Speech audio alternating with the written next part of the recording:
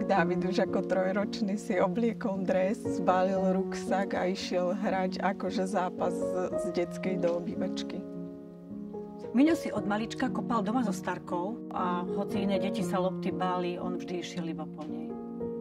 Lukáš futbal uprednostňoval pred všetkým, hlavne pred školou.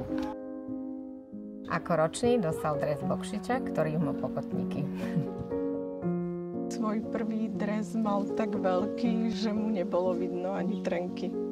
Najviac som sa bála, keď mal 11 rokov a už vtedy odišiel z domu do Žiliny hrať futbal a tam býval so staršími dorastencami.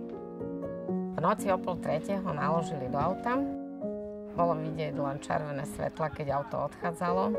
Rozplakala som sa tak, že vedela som, že už sa tak skoro domov nevráti. Odlúčenie bolo ťažké, veľmi nám chýbal. A celý ten čas sme prežili telefonátmi a na víkendy sme ho chodili právať domov. Tak vidieť Davida v národnom drese je neskutočný pocit, hrdosť a radosť.